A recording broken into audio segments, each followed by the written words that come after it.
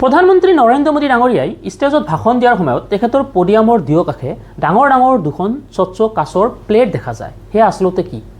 বহু সময়ত প্ৰধানমন্ত্ৰীয়ে টেলিপ্ৰমটাৰ অবিহনে ভাষণ দিব নোৱাৰা বুলি সততে সমালোচনা হয়। সন্মুখৰ পৰা দৰ্শকে দেখা পোৱা সেই স্ক্ৰীন দুখনত যদি কোনো ধৰণৰ স্ক্ৰিপ্টে ভাহি নুঠে, সন্মুখৰ পৰা যদি কোনো লেখা দেখা পোৱা নাযায়, তেন্তে নেতাই আচলতে কি চাই কি পঢ়ি ভাষণ দিয়ে? নমস্কাৰ, স্বাগতম জনাইছোঁ আন এটি সৰু ভিডিঅ'লৈ।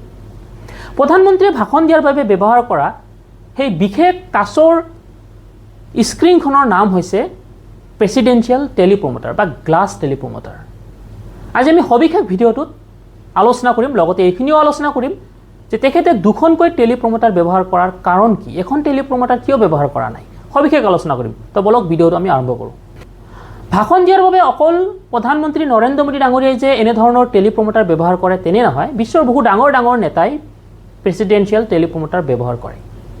সন্মুখৰ পৰা সেই স্বচ্ছ কাঁচৰ স্ক্ৰীন দুখনত কোনো ধৰণৰ স্ক্ৰিপ্ট দেখা পোৱা নাযায়, বা পিছফালৰ পৰা যদি দৰ্শকে চায় তেন্তে সেই কাঁচৰ স্ক্ৰীন দুখনো দৃশ্যমান নহয়, খুব বেছি সন্মুখৰ পৰাহে চাব পৰা যায়। সততে আমি সেই প্ৰেচিডেন্সিয়েল গ্লাছ টেলিপ্ৰমটাৰ মানে স্ক্ৰীন দুখন নিউজত দেখা পাওঁ, মানে আমি ভিডিঅ'তহে দেখা পাওঁ।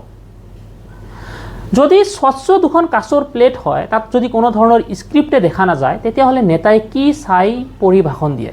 প্ৰেচিডেন্সিয়েল টেলিপ্ৰমটাৰ যাৰ এটা অংশ হৈছে এই স্বচ্ছ কাঁচৰ স্ক্ৰীন দুখন, যি দুখন পডিয়ামৰ দুয়োকাষে মাউণ্ট কৰা থাকে, আৰু সেই মাউণ্ট কৰা ষ্টিকৰ তলৰ অংশত অৰ্থাৎ পডিয়ামৰ তলৰ অংশত এবিধ বিশেষ যন্ত্ৰ থাকে, আৰু সেই যন্ত্ৰবিধত স্ক্ৰিপ্ট ছেট কৰা থাকে, আৰু এজন অপাৰেটৰে এটা নিৰ্দিষ্ট গতিত স্ক্ৰিপ্টখিনি প্লে কৰে, যিটো গৈ পোনে পোনে স্ক্ৰীন দুখনত ফ'কাছ হয়।